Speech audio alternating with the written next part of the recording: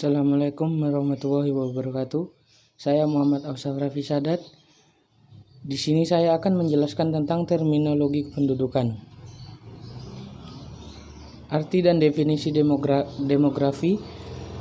Demografi atau ilmu kependudukan adalah ilmu yang mempelajari dinamika kependudukan manusia.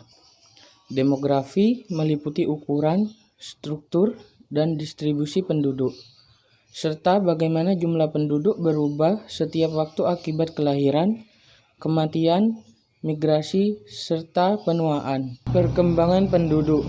Pertumbuhan penduduk adalah suatu perubahan populasi yang terjadi sewaktu-waktu dan bisa dihitung sebagai perubahan dalam jumlah individu atau dalam sebuah populasi menggunakan satuan per waktu unit untuk pengukuran. Teori perkembangan penduduk.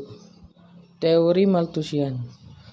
Ajaran Konfusian pada masa Cina kuno menyebutkan bahwa tingginya pertumbuhan penduduk menjadikan nilai output suatu produksi menjadi berkurang.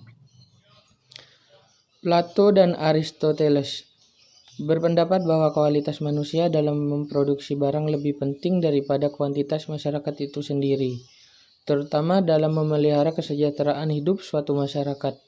Jadi penduduk yang berjumlah banyak belum tentu efisien dalam melakukan suatu kegiatan produksi.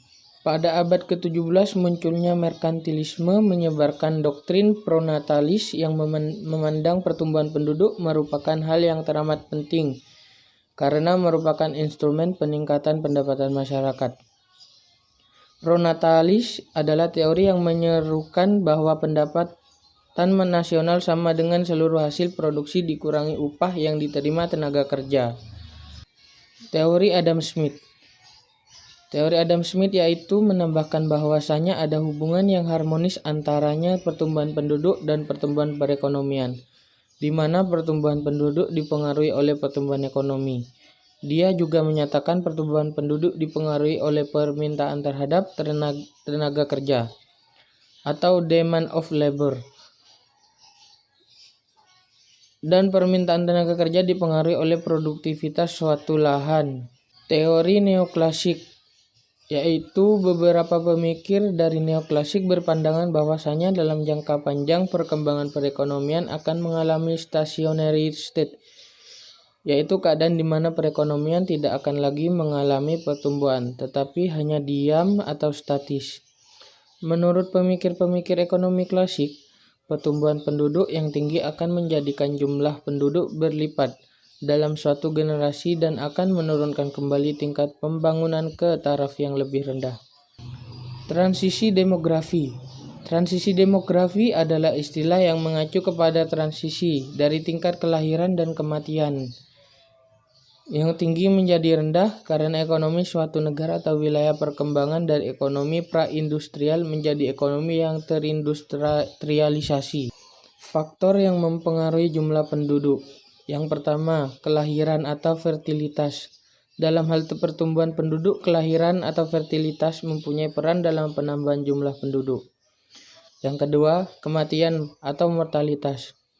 Kematian bersifat mengurangi jumlah penduduk dan untuk menghitung besarnya angka kematian caranya hampir sama dengan perhitungan angka kelahiran.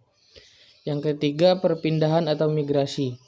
Perpindahan atau migrasi atau yang disebut mobilitas penduduk yang artinya proses gerak penduduk dari suatu wilayah ke wilayah lain dalam jangka waktu tertentu. Sumber-sumber data demografis.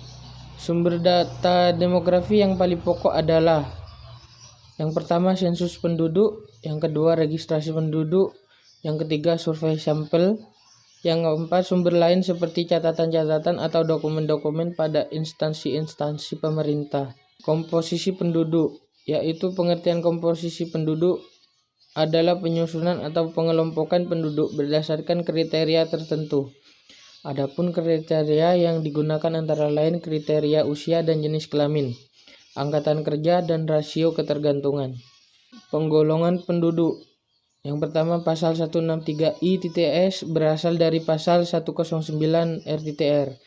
Baru menetapkan bahwa dalam berlakunya BW di Hindia Belanda, penduduk Hindia Belanda dibedakan dalam 3 golongan, yaitu pertama, golongan Eropa, kedua golongan timur asing, ketiga golongan pribumi atau bumi putra Indonesia asli. Sekian penjelasan dari saya, kurang lebihnya mohon maaf. Wassalamualaikum warahmatullahi wabarakatuh.